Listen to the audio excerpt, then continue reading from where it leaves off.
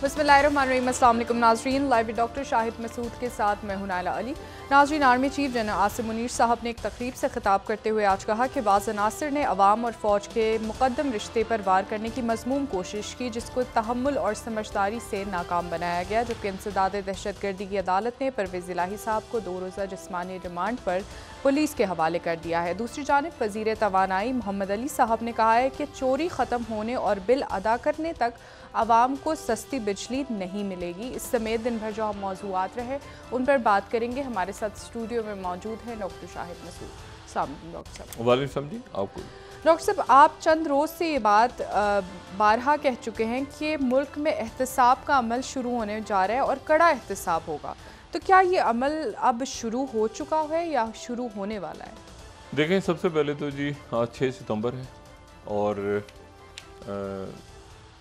हम अपनी टीम की जानिब से जो मुल्क के तमाम इतने बरसों में जिन्होंने अपनी जानें कुर्बान की इस मुल्क की हिफाजत के लिए, उनको सलाम पेश करते हैं, उनके अहले खाना को सलाम पेश करते हैं और जितने गाजी हैं हम उनकी जुर्रत को सलाम करते हैं। और ये वो लोग हैं जिनकी वजह से ये मुल्क जो है ये इसमें और ये जो शोहदा हैं ये ज़ाहिर है कि हम 1965 के हवाले से 6 सितंबर 1965 के हवाले से दिन मनाते हैं, लेकिन उससे पहले भी और उसके बाद भी एक तवील फहरिस्त है। और वो शोहदा जिनमें फ़ौज के अफसरान, फ़ौज के सिपाही और बहुत बड़ी तादाद में सिविलियंस भी हैं, बहुत बड़ी तादाद में पुलिस एहलकार भी हैं, बहुत बड़ी तादाद में बच्चे बच्चियां जिन्होंने इन दहशतगर्द हमलों के नतीजे में अपनी जानें दी। तो अल्लाह ताला सबके दर्जात बुलंद फरमाए, उनको अपनी पनाह में रखे। हमारा ये अकीदा और ईमान है कि शहीद ज़िंदा रहते हैं, तो हम सलाम पेश करते हैं सबको। जहाँ तक एहतसाब की बात आपने की है, तो एहतसाब क्या हो रहा है, हो चुका है शुरू, किसी नतीजे पे पहुँचेगा?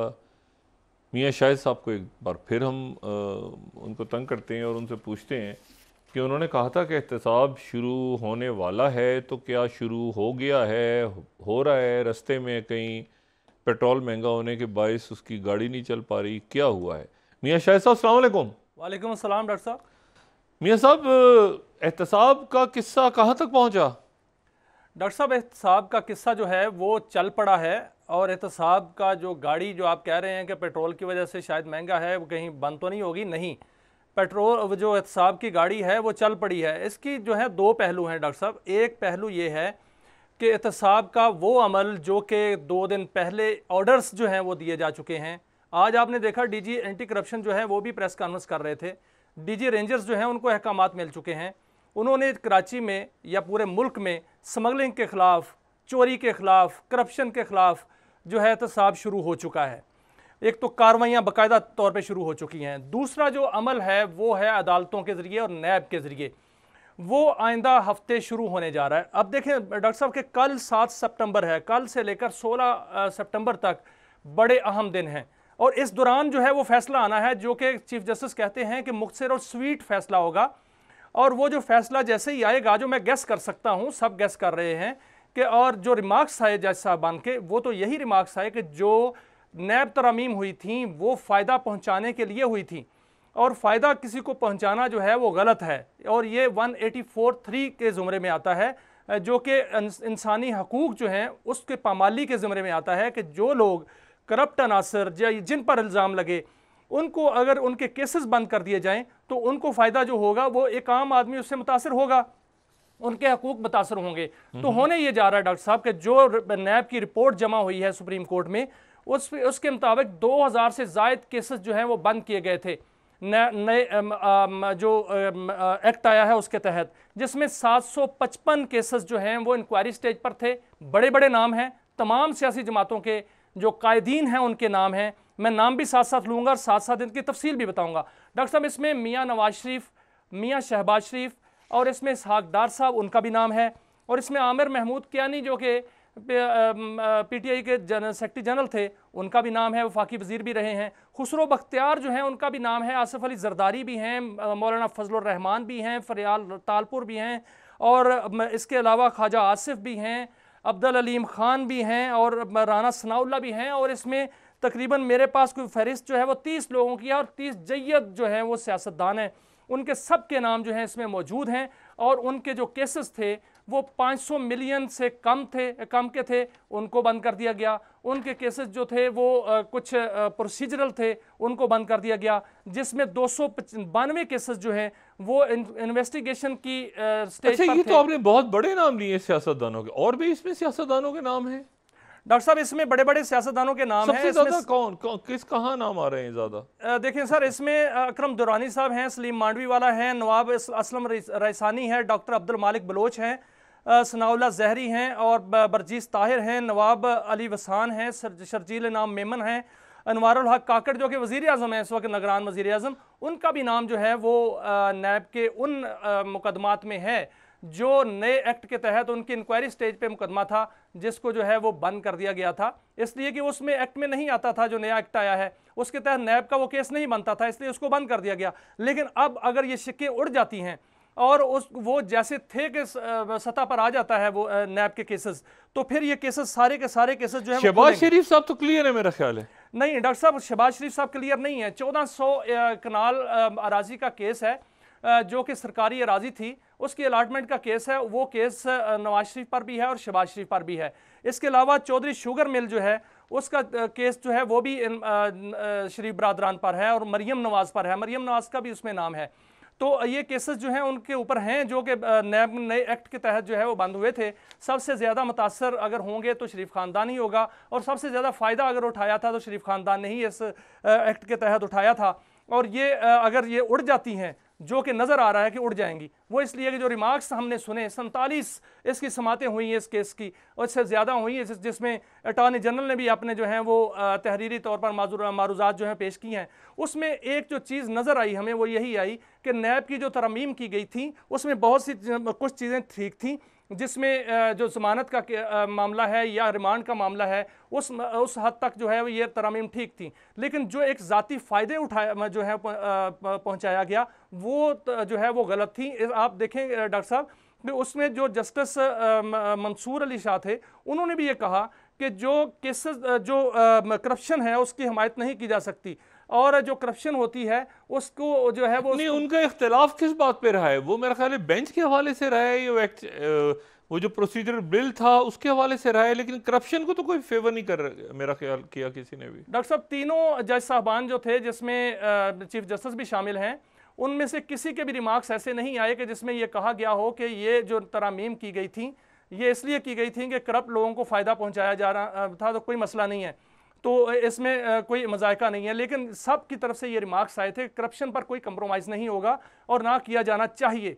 अब उसमें प्रोसीजरल जो है प्रॉब्लम वो उसमें डिस्कस किए गए थे। जो इख्तलाफी नोट जो है वो मंसूर अली शाह का आया है, उन्होंने ये कहा था कि प्रैक्टिस एंड प्रोसीजर बिल जो है जो उसके तहत जो अगर वो उसका फैसला आ जाता है या उसके तहत अगर उसको दोबारा जो है वो रिव्यू में जाता है तो वो दोबारा एक्ट बन जाता है। मियां साहब मुझे ये बताएं कि इसमें अगर फाइज साहब आ जाते हैं और उसमें ये रिव्यू फाइल कर देते हैं इस फैसले के खिलाफ, तो फिर क्या होगा?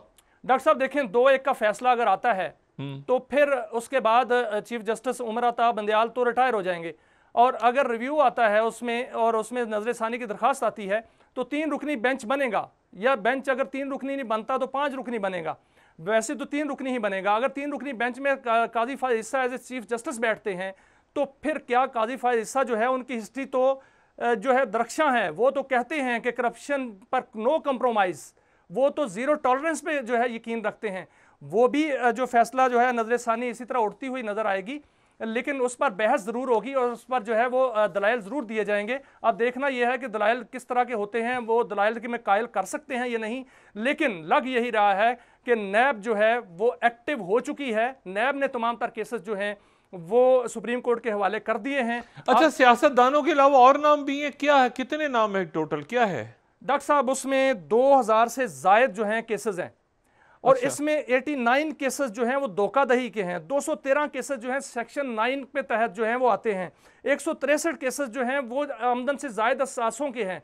ये केसेस जो हैं ये इसमें सियासतदान भी हैं, इसमें रिटायर्ड जजेस भी हैं, इसमें मीडिया के लोग भी हैं, इसमें कारोबारी लोग भी हैं, इसमें जो है वो ये माफियाज जो हैं, मुख्तलिफ माफियाज, जिसमें चीनी माफिया है, ऑयल माफिया है, मिलिट्री ब्यूरोक्रेसी भी है इसमें ब्यूरोक्रेसी भी है, इसमें मिलिट्री ब्यूरोक्रेसी, सिविल और डॉक्टर साहब सिविल और मिलिट्री जो रिटायर्ड ब्यूरोक्रेसी है वो भी मौजूद है।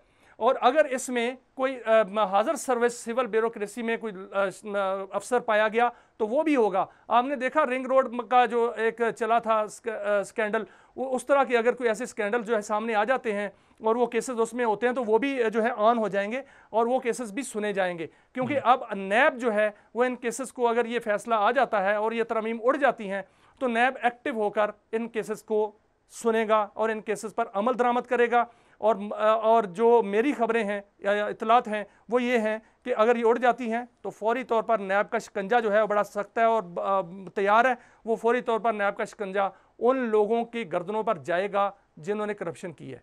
अच्छा, मुझे ये बताएं कि ये चीनी और ये इसके हवाले से भी कुछ हो रहा है? ये क्या लोग मर रहे हैं? वो बिजली के हवाले से आज वो कह रहे हैं जो हमारे निगरां वज़ीर तवानाई हैं कि बिजली चोरी खत्म होने तक सस्ती बिजली नहीं मिलेगी।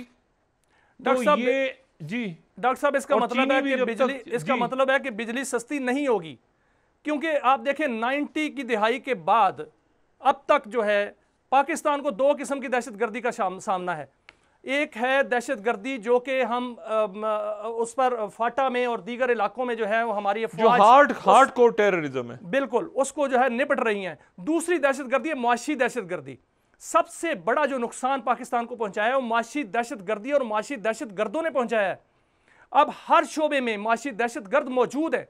इसमें चीनी में मुआशी दहशतगर्द मौजूद हैं, इसमें पावर सेक्टर में मुआशी दहशतगर्द 2008 से अब तक जो है वो जोंकों की तरह जुड़े हुए हैं और इस मईशत को जो है वो चूस रहे हैं, इसका मईशत का खून चूस रहे हैं। नहीं तो चीनी में क्या चक्कर है? कभी बाहर भेजते हैं, अंदर मंगाते हैं, ये तो बड़ा आसान है। इनको ये क्यों नहीं इसको रोक पा रहे? डॉक्टर साहब कौन से लोग हैं ये? डॉक्टर साहब चीनी ना इसको तहरीक इंसाफ रोक पाती है, ना पीपल्स पार्टी रोक पाती है, ना इनको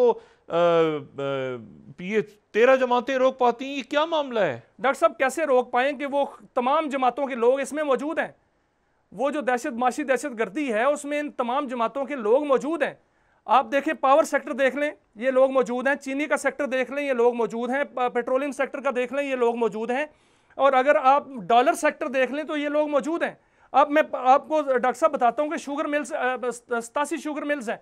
इसमें जो शुगर मिल्स हैं में 9 मिल्स जो हैं वो शरीफ खानदान की हैं, 6 मिल्स जो हैं वो जहांगीर तरीन की हैं। इसमें खुसरो बख्तियार की मिल्स है, इसमें मुअन्ना सलाई जो है उनकी मिल है, हुमायूं अख्तर की मिल्स हैं, इसमें जो है वो ओमनी ग्रुप जो है उनकी मिल्स हैं, जो साबिक सदर आसफ अली जरदारी की मिल हैं, जुल्फकार जो मिर्ज़ा हैं उनकी मिल्स हैं, अब्बास सरफराज जो हैं उनकी मिल्स हैं, मियाँ अजहर उनकी मिल्स हैं और जो चौधरी शुजात हैं उनकी भी मिल्स हैं। तो सियासतदान खुद इसमें जो है वो शामिल हैं। कैसे इसको रोक पाएंगे?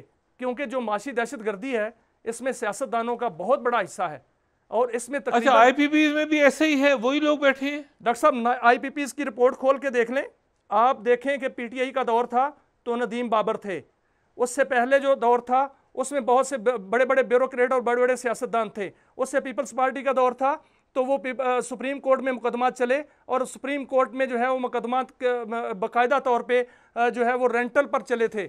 और इसके अलावा उससे पहले जो 1994 का दौर था उस वक्त जो आईपीपीज आए थे उनको इतना बड़ा प्रॉफिट दिया गया कि जो समझ से बालातर है किसी आम बंदे के सामने वो डॉक्यूमेंट्स रख दें और वो जो मुआहदे किए गए थे वो भी उसको रिजेक्ट कर देगा कि ये क्या है।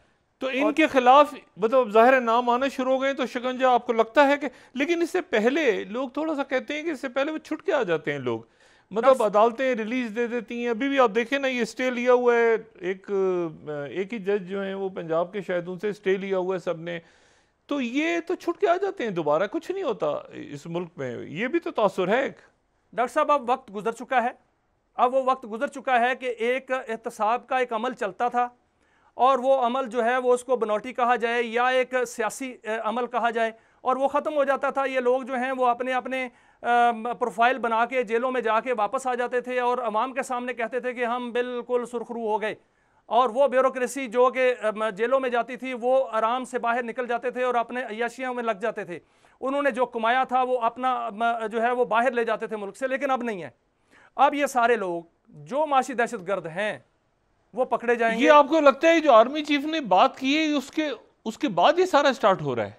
डॉक्टर साहब उससे पहले से तैयारी थी? डॉक्टर साहब बिल्कुल उसके बाद स्टार्ट हो रहा है, और उसके बाद उसके साथ साथ जो है वो ऑर्डर हो चुका है।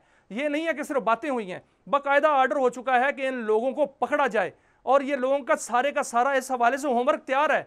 हमारे इदारों के पास तमाम होमवर्क तैयार है। उनको पता है कि IPPs माफिया में कौन कौन है, उनको पता है कि ऑयल माफिया में कौन कौन है, उनको पता है गैस माफिया में कौन कौन है, उनको पता है कि चीनी माफिया में कौन कौन है, आटा स्कैंडल में कौन कौन था। ये सारे मालूमात जो हैं वो मौजूद हैं और तमाम तर होमवर्क मौजूद है। अब सिर्फ पकड़ दकड़ होनी है, और चंद दिनों में आप देखेंगे कि ये पकड़ दकड़ शुरू हो जाएगी, और ये शिकंजा जो है बिल्कुल कसा जा चुका है। अब इसमें वो आएगा जिसने खाया है, जिसने करप्शन की है, वो आएगा और मुल्क का पैसा देगा, और पैसा देके अपना उनको छोड़ दिया जाए या वो जेलों में जाएं, वो एक कानून जो है रास्ता बनाएगा अपना। लेकिन मुल्क का जो नुकसान हुआ है, जो कौमी खजाने का नुकसान हुआ है, वो वापस ज़रूर आएगा। डॉक्टर साहब अच्छा, इसमें ये मुझे ज़रा बताइएगा कि ये जो मीडिया के हवाले से बड़ी अजीब सी खबरें हैं कि ये मीडिया में करप्शन के स्कैंडल्स आ रहे हैं कि जी वो ये क्या है मीडिया में, क्या किस तरह करप्शन, मतलब कैसे मीडिया में इश्तिहारों में करप्शन है, क्या रिपोर्ट्स हैं?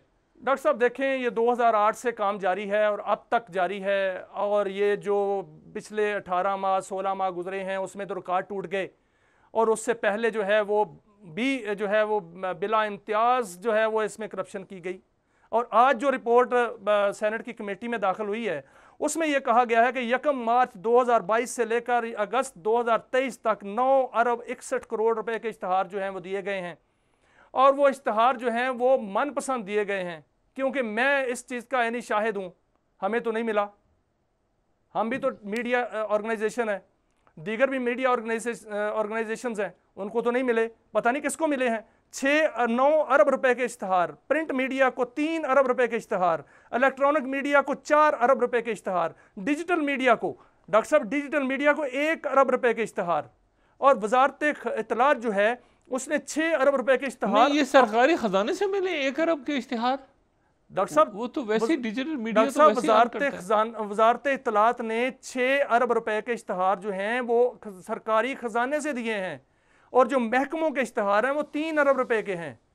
6 अरब रुपए के इश्तहार वजारत इत्तलात ने दिए हैं। अच्छा, तहरीक इंसाफ के दौर में और ये पीपल्स पार्टी के दौर में पहले हमेशा ये होता रहा इस तरह वाले? देखिए सर, तहरीक इंसाफ के दौर में भी इश्तहारात में ऐसा ही होता रहा, और वो भी स्कैंडल सामने आया था। उससे पहले जो है वो मुस्लिम लीग नून का दौर था, उसमें भी सामने आया था, और मामला सुप्रीम कोर्ट में गया था। साबिक चीफ जस्टिस साकिब निसार ने इस हवाले से नोटिस लिया था।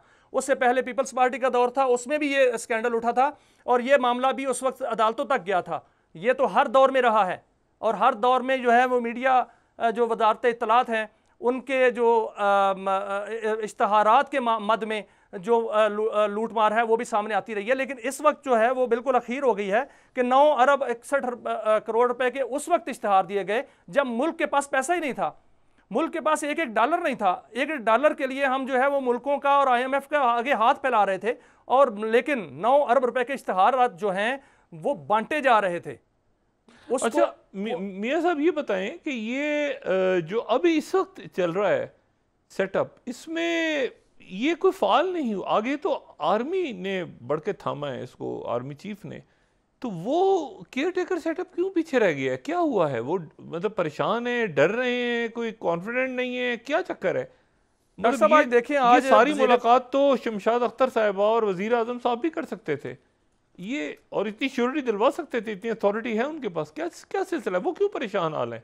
डॉक्टर साहब आपने देखा कि वज़ीर आज़म, निगरान वज़ीर आज़म साहब और डॉक्टर और जो वज़ीर ख़जाना साहबा हैं या वज़ीर तवानाई हैं, उनको आपने कभी देखा है एक्टिव होते हुए, या एक्टिव उसमें देखा कभी फाल उसमें नज़र आए?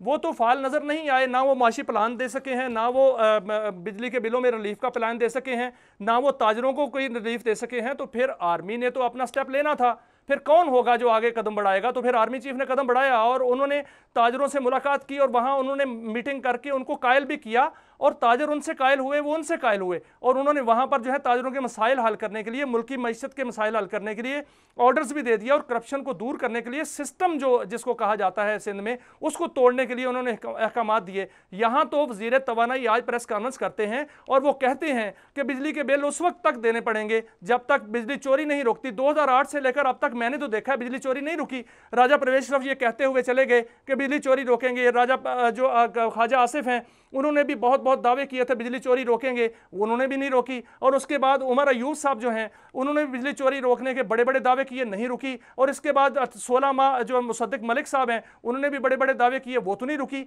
अब मोहम्मद अली साहब जो हैं उन्होंने भी दावा कर दिया है। अगर ये दावा है तो फिर बिजली इसका मतलब सस्ती नहीं होगी, ना ही कोई बिल देगा। बिल तो मैं भी दे रहा हूँ, आप भी दे रहे हैं। जो बिल नहीं दे रहे वो हुकूमतें नहीं दे रही, जो बिल नहीं दे रहे बड़े बड़े इदारे नहीं दे रहे, जो कॉन्स्टिट्यूशन एवेन्यू पे जितने इदारे हैं वो बिल नहीं देते, तो उनसे बिल पहले लें। उनका बिल अगर मिल जाए तो आप हमारा कोई डिफॉल्टर नहीं रहेगा। इनके ऊपर हाथ डलेगा?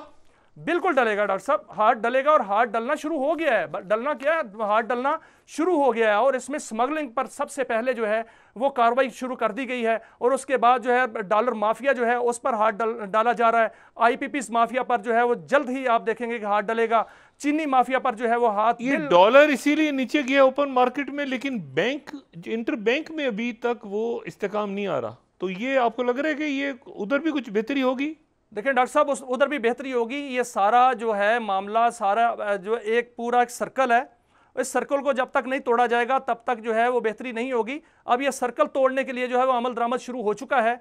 वहाँ चेंजर्स, मनी चेंजर्स से लेकर बैंकों तक तमाम जो नेक्सस बना हुआ है उसको देखा जाएगा, और उसमें जो जो माफिया आता है, डॉलर माफिया, चवन्नी माफिया जिसको मैं कहता हूँ, वो पकड़ा जाएगा अब। और उसके बाद IMF जो IPP माफिया है उस पर भी हाथ डालने जा रहा है। कितने साल लगेंगे मुकदमात में? 5 साल, 10 साल तो ये खींच लेते हैं ना आराम से, 20-20 साल खींच लेते हैं आराम से। डॉक्टर साहब मुकदमात तो हैं, वो तो मुकम्मल हैं, सारा होमवर्क मुकम्मल है, इसमें कोई ज्यादा टाइम नहीं लगना, क्योंकि मुकदमात वो होते हैं जो वो केसेस होते हैं जो इल्जाम हो। अब इल्जाम नहीं है, ये साबित हो चुका हुआ है कि चोरी कौन करता है, साबित हो चुका हुआ है करप्शन किसने किया, साबित हो चुका हुआ है कि माफिया कौन है, वो तो बिल्कुल साबित हो चुका हुआ है और पिन पॉइंट हो चुका और हुआ है। जैसे आप नाम बता रहे हैं तो अक्रॉस द बोर्ड हैं, यानी सारी ही जमातें, फिर इसमें लोग आ रहे हैं उनके जमातें नहीं, यानी जमातों में अच्छे लोग भी तो हैं, लेकिन चंद लोगों ने जो है वो इसमें खूब फ़ायदा उठाया है।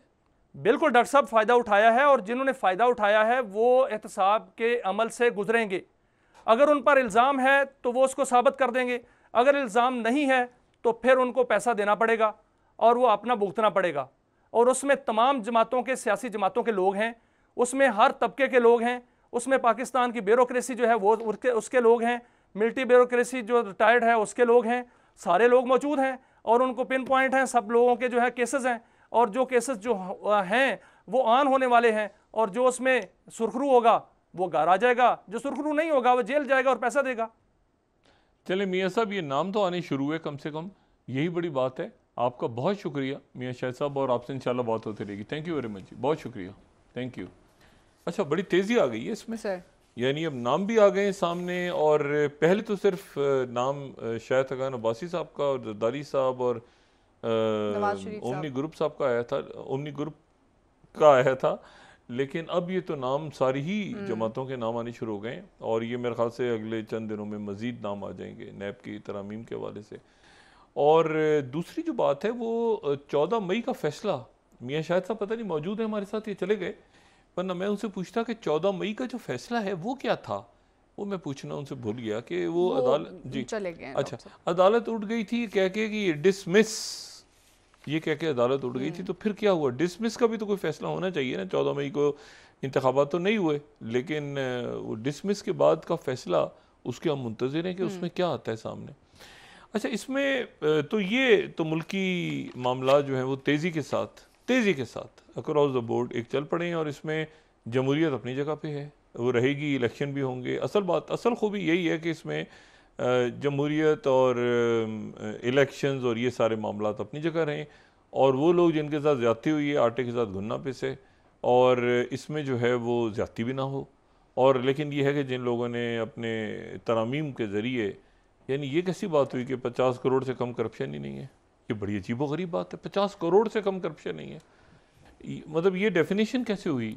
तो ये कवानीन जो हैं ये मेरे ख्याल से देखें क्या फैसला आता है और अदालत जिस तरह डॉक्टर साहब मियां साहब कह रहे थे कि अक्रॉस द बोर्ड जो है आप accountability ये जो है। धमाका होता है ना किसी जगह पे, दहशतगर्द धमाका, दहशतगर्द धमाका, चाहे वो बन्नू में हो, चाहे वो पाक अफगान सरहद पे हो, चाहे वो कोयटा, उस दहशतगर्द धमाके को आप ट्रेल उसका तलाश करना शुरू करें, वो कहीं ना कहीं से उसकी फंडिंग निकलेगी, कहीं ना कहीं से उसका एक मनी ट्रेल निकलेगा जो वहां पर आप, इसीलिए मैं कहता हूँ ना 2014 में जो ऑपरेशन हुआ था, मैं उम्मीद करता हूँ कि करंट आर्मी चीफ उसको, जो मैंने कल भी बात की थी, कि 1000 गुना ज्यादा तेजी के साथ करेंगे, क्योंकि वो उस वक्त बच के निकल गए थे लोग सारे। और मैं एक शख्सियत का नाम ले लेना चाह रहा, इंतहाई काबिल एहतराम शख्सियत मेरे लिए, वो अब नहीं है फौज में, लेकिन मुझे उनका जुमला आज तक याद है, और वो कोर कमांडर कराची थे उस वक्त, जनरल नवीद मुख्तार, और उनका एक जुमला था, और मैं उस जुमले को याद कर कर के कभी कभी बड़ा मतलब उसको याद भी करता हूँ जुमले को। उनका जुमला था, वो जब रेंजर्स जनरल बिलाल अकबर थे तो वो वहाँ गए थे, तो उन्होंने कहा था कि हमें ये 100 साल भी चलाना पड़ा तो हम इसे चलाएंगे, लेकिन दरमियान में फिर ये जो अस्करी क़यादत तब्दील हुई तो ये रुका, ये जनरल बाजवा और जनरल फैज़ के दौर में। लेकिन ये है कि वो उन्होंने कहा कि ये तो हर हाल में होगा, ऑपरेशन हर हाल में होगा, और उसके बाद फिर जनरल बिलाल अकबर से ये जुमला मंसूब है, कई दफ़ा उनसे बात हुई उस दौरान में, तो वो ये कहते थे कि, मैं कहता था ये कैसे, तो कहते हैं ये छोटी छोटी चालाकियाँ, ये भी एक लफ्ज़ था, छोटी छोटी चालाकियाँ, ये उनका लफ्ज़ था। तो वो ये ख़ास अल्फाज उस वक्त इस्तेमाल होते थे, और जो है वो ये उस दौर के अंदर एक बड़ा मैसिव ऑपरेशन हुआ था, जिसके नतीजे में कराची में अमन कायम हुआ, जिसके नतीजे में मुस्लिम लीग नून, मैंने आपसे कल भी कहा था कि मुस्लिम लीग नून के अंदर 2 धड़े पैदा हो गए थे। एक धड़ा कहता था कि ऑपरेशन ना करें, और ये कराची में 2-2, 250-250 लाशें गिरना शुरू हो गई थी उस ज़माने में, आपको याद है, बहुत बुरे हालात हो गए थे। लेकिन एक तबका कहता था कि करें, और ये सुकून होना चाहिए, कराची बंद नहीं होना चाहिए किसी सूरत, माशी हब है, और कराची उसके बाद से लेकर आज तक बंद नहीं हुआ, और मुल्क भी बंद नहीं होगा। तो ये जो है, और उसमें बहुत सारी पेचीदगियाँ आती हैं, बहुत सारे मामला। अभी मैं देख रहा था कि ये अदालतों के हवाले से इधर उधर मामला चल रहे हैं, तो वो मुझे फिर जनरल राई चेरी साहब का वो जुमला याद आया, उन्होंने कराची में कहा था कि रोनते हुए निकल जाएंगे, जो भी रास्ते में, इसमें जो भी आएगा हम पीछे जाएंगे, रोनते हुए निकल जाएंगे, इनको छोड़ेंगे नहीं, जो भी लोग हैं। ये यहाँ से करवा लेते हैं बेलें, वहाँ से करवा लेते हैं, पूरा नेक्सस बना हुआ है, हम इनको तोड़ेंगे। मैं ये नहीं कह रहा कि ये इस वक्त जो बहुत ज़्यादा मेरा ख्याल है कि ज़्यादती भी हो रही है इस वक्त कुछ लोगों के साथ, तहरीक इंसाफ के ख़ास तौर पे कारकुनों के साथ, और बज़ाहिर ऐसा लगता है, तो ये कि हम उम्मीद करते हैं कि वो मेरिट के ऊपर फैसले होंगे, और ये कि ये नहीं कि एक केस से पकड़ा दूसरे में चले गए, दूसरे से पकड़ा तीसरे में चले गए, लेकिन ये है कि ये बहरहाल माशी दहशत गर्दों के गिर्द शिकंजा जो है एक दफ़ा कसा नहीं जाना चाहिए, इसको एक दफ़ा ही कर दें, मंतकी अंजाम तक पहुंच, क्योंकि फिर निकल के आ जाते हैं दोबारा। ये देखें ना, ये एक गए वो नदीम बाबर, हमारे दोस्त हैं रऊफ कलासरा साहब और आमिर मतीन साहब, और बाकी इन्होंने इतने, और अरशद शरीफ शहीद, इन्होंने इतने प्रोग्राम्स किए इनके ऊपर, ये IPPs के ऊपर, क्योंकि इन्वेस्टिगेटिव जर्नलिस्ट हैं और बड़े कमाल के, इन्होंने इतना लिखा इस पर कि मैं बयान नहीं कर सकता। इस पे एजाज सैयद ने बहुत लिखा, इस पे उमर चीमा साहब ने, अंसार अब्बासी साहब ने, इस पे आप पुरानी स्टोरीज देखें, इतनी उन्होंने इतना कुछ किया। लेकिन ये होता है कि फिर वो जाहिर है कि वो कुछ होता नहीं है, तो वही गले पड़ जाते हैं बाद में आगे जाके। तो एक दफ़ा मेरे ख्याल से मंतकी अंजाम तक इनको पहुँचाएँ, तो फिर उसके बाद ही, और अभी हालिया दिनों में आप देखें इकॉनमी के ऊपर, यानी इकॉनमी पे मैं समझता हूँ कि जितना अच्छा शहबाज राना और महताब हैदर और ये खुर्रम हुसैन साहब और ये जो खलीक कियानी साहब ने लिखा, तो लोगों को पता तो चला कि मईशत है क्या, मुल्क की मईशत माशी सूरत हाल है का। फ़रूख सलीम साहब, तो या अशफाक हसन खान साहब, इन्होंने जो लिखा, और हमें हफीज़ पाशा साहब ने जितना एजुकेट किया, तो ये मेरे ख्याल से टाइम आ गया कि इन माशी दहशत गर्दों को पकड़ा जाए। वक्त है तो थोड़ा सा और बात करते हैं। के डॉक्टर साहब वापस आते हैं, फिर कंटिन्यू करते हैं क्या कुछ हो रहा है वो बताने का वक्त आया, तो हम ब्रेक ले लीजिए। ठीक है डॉक्टर साहब, नाज़रीन यहाँ पर एक ब्रेक ले लेते हैं, हमारे साथ रहिएगा।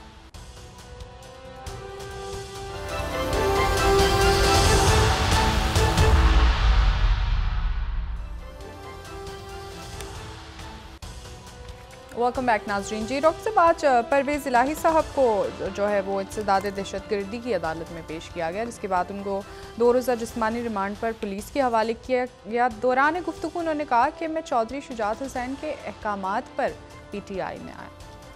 बड़ा पेचीदा मसला है। मेरी बात होती है शुजात साहब की फैमिली के लोगों से, ऑफ द रिकॉर्ड वो कुछ और बात करते हैं, लेकिन ये कि अल्लाह ताला उनके मतलब है कि हम तो दुआ कर सकते हैं, आसानियाँ पैदा करें उनके लिए। काफ़ी ज़्यादा मसाइल उनके लिए खड़े हो गए हैं और वो एक तरफ से रिहा होते हैं फिर दोबारा गिरफ्तार हो जाते हैं, और उनके साथ नहीं काफ़ी लोगों के साथ ही हो रहा है। अल्लाह ताला सबकी मुश्किलात आसान करे। इमरान रियाज साहब को वापस घर अपने पहुँचाए। आज उनके बारे में भी अदालत में बात हुई कि चंद दिनों में वो वापस आ जाएंगे इंशाअल्लाह ताला। अच्छा, मैं आपको सिर्फ एक बात बताऊं कि 2-3 बड़े इंटरेस्टिंग वाक़यात हो रहे हैं। सेक्रेटरी ब्लिंकन जो है वो यूक्रेन पहुंच गया आज।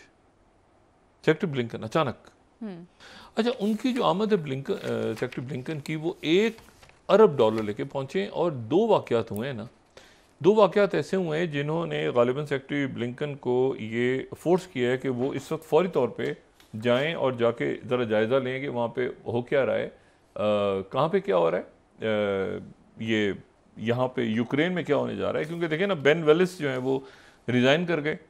बेन वेलिस रिज़ाइन कर गए और साथ ही वज़ीर दिफा जो हैं यूक्रेन के, उनको फारिग कर दिया गया। तो ये कुछ ऐसी हालात पैदा हुए जिसके नतीजे में अच्छा खासा डिप्रेशन पैदा हो गया कि यार शायद कोई जंग हारने जा रहा है। जो मगरबी ममालिक हैं वो जंग हार चुके हैं, हारने जा रहे हैं। तो सेक्रेटरी ब्लिंकन आज वहाँ पहुँचे, $1 बिलियन की उन्होंने इमदाद का ऐलान किया। लेकिन एक और ऐसा मामला है जो बड़ा अनोखा मामला पैदा हुआ है, और वो जो मामला है वो ये है कि जो यानी इसकी तवक्को नहीं थी, यानी ये एक अचानक एक ऐसा मामला है जो कि एक तो भी रेजनिकॉफ को बरतरफ किया, वो तो चले अपनी जगह मुनासिब बात कि जी उन्होंने हटा दिया, और हटाने के बाद उन्होंने कहा कि जी ये करप्ट आदमी थे और अमेरिकन ने कहा कि इनको हटाया जाए, और ये सब कुछ सब ठीक है अपनी जगह, वो बात हमने कर भी ली यूक्रेन के अंदर। लेकिन जो असल बात है वो ये है कि शुमाली कोरिया कहीं से उठा है, और शुमाली कोरिया जो है वो उठने के बाद वो ये कह रहे हैं कि एक तो वो विज़िट करने जा रहे हैं रशिया का। अच्छा, शुमाली कोरिया के प्रेसिडेंट किम जॉन जो हैं वो दौरा करने जा रहे हैं रशिया का। लेकिन कौन से रशिया का? मॉस्को का, सेंट पीटर्सबर्ग का नहीं। वो दौरा करने जा रहे हैं उस जगह का जो कि बिल्कुल, जिसको हम कई दफ़ा बता चुके हैं ना नक्शे में, कि उसका नाम है व्लादिवोस्तोक। ठीक है, ये रशिया ऐसे फैला हुआ बहुत बड़ा रशिया है। तो एक रशिया तो यूक्रेन से टकराता है ना, यूरोप इधर है, और दूसरा जो रशिया है वो जाके खुलता है पैसिफिक पे। पैसिफिक यानी बहरुल काहिल जिसे कहते हैं। तो वो जो पैसिफिक पे खुलता है वहाँ पर ये इनकी 1860 या 1870 से इनका फौजी अड्डा कायम है, और वो जो है ये बिल्कुल नॉर्थ कोरिया के साथ है। अच्छा। तो नॉर्थ कोरिया के जो प्रेसिडेंट हैं वो ट्रेन में बैठ के जाएंगे और यहाँ जाके वो ईस्ट जो एशिया फोरम हो रहा है, गालिबन ईस्ट इकोनॉमिक फोरम हो रहा है, ईस्ट इकोनॉमिक फोरम, हम उसकी स्लाइड भी दिखाते हैं, वो हो रहा है यहाँ पर। जो सेकंड स्लाइड है उसकी डेट्स हैं, उसकी डेट्स अभी आई हैं ईस्ट इकोनॉमिक फोरम की। ये तो लास्ट ईयर का है। हाँ, ईस्ट इकोनॉमिक फोरम जो है ये अभी सितंबर, अभी अगले हफ्ते हो रहा है। अच्छा, तो इसमें वो शिरकत के लिए वहाँ पे जाएंगे और वहाँ उनकी प्रेसिडेंट पुतिन वहाँ होंगे, यानी ये मॉस्को में नहीं मीटिंग हो रही। ठीक है, ये जो मीटिंग है ये हो रही है इनकी बंदरगाह पे, जो बड़ी ज़बरदस्त वाइटल बंदरगाह है व्लादिवोस्तोक। लेकिन उसके साथ ही जो बात कर रहे हैं, उनकी जो लोग बात कर रहे हैं, ईस्ट इकोनॉमिक फोरम एक अदारा है जिसको यानी आप सोचें कि जिसको रशिया हेड करता है, और ये ईस्ट की तरफ है, ये मशरिक की तरफ है। अच्छा, अब लेकिन इसमें इम्पोर्टेंट बात यह है कि नॉर्थ कोरिया आ गया है। ये नॉर्थ कोरिया के जो प्रीमियर हैं वो कोई 4 सालों के बाद निकले हैं बाहर, और इससे पहले वो जो निकले थे तो याद होगा सबको कि उनकी मुलाकात हुई थी। अभी तो ये पुतिन से तो इनकी मुलाकात बड़ी इंपॉर्टेंट है, लेकिन इनकी मुलाकात जो है वो आखिरी इनकी मुलाकात हुई थी जब ये बाहर निकले तो ट्रम्प से मुलाकात हुई थी। डीमिलिटराइज जो DMZ है, जो डीमिलिटराइज जोन है, तो वहाँ पर ट्रंप पहुँचे थे और उनसे इनकी मुलाकात हुई थी और मुलाकात की कोशिश हुई थी, वो बाद में नाकाम हो गई थी। हमने जिक्र भी किया था कि दोनों तरफ अड्डे बन गए थे और अटैक करके उन्होंने उड़ा दिए थे साउथ कोरिया वाले, और ये फटा पड़ा था जब शुरू में जो कोविड आया था। लेकिन इंटरेस्टिंग बात यह है कि वो ये प्रपोज कर रहा है रशिया के रशिया, शुमाली कोरिया और चाइना ये मुश्तरका मशक़ें करेंगे। यानी अब इसमें जो है वो नॉर्थ कोरिया और बाकी जो मालिक हैं वो सोच रहे हैं, ये तो तवक्को थी काफ़ी अरसे से कि शुमाली कोरिया कहीं ना कहीं निकलेगा, उठेगा, उनकी टेक्नोलॉजी, उनके मामला सारे। लेकिन अब ये चूंकि जापान और साउथ कोरिया का एक अलायंस अभी बना है, जो कि मेरा ख्याल है अंदर उनके प्रॉब्लम्स हैं अभी भी स्टिल। जापानीज़ और साउथ कोरियंस की हिस्ट्री मैंने बताई थी, पहले भी हम डिस्कस कर चुके हैं। बहरहाल कैंप डेविड में उनका इजलास हुआ था, तो उसके जवाब में शुमाली कोरिया, रशिया और चाइना की एक्सरसाइजेज होने जा रही हैं वहाँ पर, उधर ही बैरुल काहिल के अंदर। अच्छा, ये सारा उस वक्त हो रहा है, ये जहन में रखें कि यूक्रेन, ठीक है, ये यूक्रेन के साथ जो है वो यूक्रेन के अंदर ये ज़ाहिर है बेन वेलिस और यूक्रेन के डिफेंस मिनिस्टर को हटाना और उनकी जगह रुस्तम का आना, रुस्तम उमर का आना, और ये बाकी सारे मामले अपनी जगह। लेकिन ये है कि ये एक्सरसाइजेज बड़ी इंपॉर्टेंट है जो वहाँ हो रही हैं। लेकिन एक अमेरिका को एक बड़ी फतह हासिल हुई है इस वक्त। अमेरिका को एक अनएक्सपेक्टेड तो नहीं, लेकिन आप समझें कि एक तरह से उनको एक बड़ा मैं समझता हूँ कि डिप्लोमेटिक फतह ही हासिल हुई है उनको। और वो ये है कि जो कलेक्टिव डिफेंस ब्लॉक है ना, कलेक्टिव डिफेंस ब्लॉक, CSTO जिसको हम कहते हैं, CSTO वो ममालिक हैं जो कि हिस्सा बन गए थे सोवियत यूनियन जब टूटा है, तो उसके बाद ये 5-6 ममालिक जिनमें आर्मीनिया है, बेलारूस है, हम बात पहले भी कर चुके हैं, आर्मीनिया, बेलारूस, काज़ाकिस्तान, किर्गिस्तान, ताजिकिस्तान, ये सारे जो हैं ये CSTO का रुकन बन गए। CSTO का रुकन बन गए। और मैप पे आप देखें तो ये मैप पे आपको ऐसे नज़र आते हैं, ठीक है। इसमें ये ममालिक हैं, इसमें आर्मीनिया भी है, इसमें ताजिकिस्तान, किर्गिस्तान, इसमें रशिया, बेलारूस और आर्मीनिया को नाराज़गी थी। ये बात हम पहले भी कई दफ़ा कर चुके हैं कि आर्मीनिया को ये मसला था कि जब आज़रबाईजान से हमारी लड़ाई हुई तो हमारे पास यहाँ पे चेक पोस्ट भी मौजूद थी, मिलिट्री बेस मौजूद थी, not check post, military base मौजूद थी, लेकिन रशिया ने हमारी उतनी मदद नहीं की जितनी काज़ाकिस्तान की। जब काज़ाकिस्तान अपराइजिंग शुरू हुई थी तो सारे मुल्क जमा हुए, लेकिन यहाँ आज़रबाईजान के साथ हमारा फड्डा हुआ तो उसमें एक मरहले पे तो आर्मीनिया के प्रेसिडेंट ने ये भी कह दिया था कि मैं रिज़ाइन करने जा रहा हूँ, मैं अलग हो रहा हूँ, मैं ये हो रहा हूँ, बगावत हो गई थी। हम डिस्कस कर चुके हैं इस बात को। तो आर्मीनिया जो है उसने अमेरिका के साथ अपनी मशकें करने का ऐलान कर दिया। ये बड़ी एक इंटरेस्टिंग डेवलपमेंट है कि आर्मीनिया जो CSTO का मेंबर है, ये बिल्कुल ऐसे ही है कि नेटो का कोई मेंबर जो है वो अचानक रशिया के साथ एक्सरसाइज शुरू कर दे। तो CSTO के मेंबर को आर्मीनिया पे, क्योंकि जाहिर है रशिया के लिए भी ये इस वक्त इम्पॉर्टेंट था कि वो टर्की के साथ रहे, ये ग्रेन के, और टर्की जो है आज़रबाईजान के साथ है। पाकिस्तान आर्मीनिया को नहीं मानता, ठीक है, पाकिस्तान तस्लीम नहीं, पाकिस्तान दुनिया के उन चंद ममालिक में से है जो आर्मीनिया को तस्लीम नहीं करता। बिल्कुल। आर्मीनिया जो है ये ज़ाहिर है कि सल्तनत उस्मानिया का हिस्सा रहा, उससे पहले इसकी लंबी तारीख है आर्मीनियंस की, लेकिन वो जेनोसाइड की बात करते हैं। पहली जंग अजीम के दौरान सल्तनत उस्मानिया उसको नहीं मानती, हम भी नहीं उसको मानते, हमारे यहाँ उनका सफारतखाना भी नहीं, तस्लीम भी नहीं करते, लेकिन हम आज़रबाईजान के साथ हैं। लेकिन अमेरिका जो है वो आर्मीनिया के साथ अपनी, अब ये आर्मीनिया के बारे में अब क्या यहाँ पर रशिया आने देगा आर्मीनिया के पास, क्योंकि ये जो ट्रस्ट करवाया था बीच में, जो सुलह करवाई थी वो रशिया ने करवाई थी आज़रबाईजान आर्मीनिया के इलाकों में, हम जानते हैं इस बात को। और ये कॉकसस के इलाके हैं। कॉकसस क्या है? कॉकसस ऐसे है कि बहरे असवद और कैस्पियन सी के जो ममालिक है ना, ऐसे पट्टी बंधी हुई है बीच में, एक पट्टी सी है जिसमें एक तरफ जो है वो है ब्लैक सी और एक तरफ है कैस्पियन और ब्लैक सी के दरमियान जो ममालिक हैं, ये जॉर्जिया और ये अपना आर्मीनिया और आज़रबाईजान और ये सारे जो हैं ये कॉकसस के ममालिक हैं, यानी between black sea and Caspian. तो ये जो ममालिक है, आर्मीनिया भी इनमें से, लेकिन एक इंटरेस्टिंग बात यह है कि आर्मीनिया अजरबैजान जो है वो टर्की के साथ है, लेकिन टर्की के साथ उनके बॉर्डर नहीं मिलते। तो दरमियान अब देखना यह है कि इसके आर्मीनिया अगर एक्सरसाइज शुरू करता है, देखिए ना टर्की, ये आपको नजर आ रहा है ग्रे कलर का टर्की जो ग्रे कलर का टर्की है वो अजरबैजान के साथ है, लेकिन इनके बॉर्डर में बीच में आर्मीनिया आता है। तो आर्मीनिया क्या अफोर्ड कर पाएगा इस वक्त कि वो यहाँ पे अमेरिकन के साथ एक्सरसाइज करे? इसके ऊपर क्रेमलिन ने बड़ा सख्त रद्द-ए-अमल शो किया है। और साथ ही जो चाइना के प्रीमियर आसियान कॉन्फ्रेंस में हैं, अभी कैमला हैरिस भी स्पीच करेंगी, स्पीच शुरू हो गई है, उन्होंने कहा है कि जापान और कोरिया से कि न्यू कोल्ड वॉर आप स्टार्ट ना करें। और वहाँ पे प्राइम मिनिस्टर मोदी की भी तकरीर होगी, अभी आसियान में वो भी पहुँच गए। पहले उनका इरादा नहीं था जाने का, वो भी पहुँच गए। और आसियान के बाद ये होगा कि लेवरोव जो हैं वो जा रहे हैं बांग्लादेश, वो G20 से पहले बांग्लादेश जाएंगे। मैं कह रहा हूँ G20 के बाद बांग्लादेश जाएंगे। तो बांग्लादेश की भी बड़ी इंपॉर्टेंस बढ़ रही है। और हम उम्मीद करते हैं कि जल्द ही पाकिस्तान का अंदरूनी मैन मेड क्राइसिस ख़त्म होगा और पाकिस्तान जो स्ट्रेटेजिक लेवल पे खड़ा है, बिल्कुल तैयार खड़ा है कि इर्द गिर्द जो कुछ हो रहा है उसमें अपना ज़बरदस्त किस्म का रोल प्ले करे, बशर्ते ये कि हमारा अंदरूनी खलफिशार, हार्डकोर टेररिज्म और माशी दहशतगर्दी एक साथ ख़त्म हो जाए। ठीक है सर, बहुत शुक्रिया डॉक्टर साहब।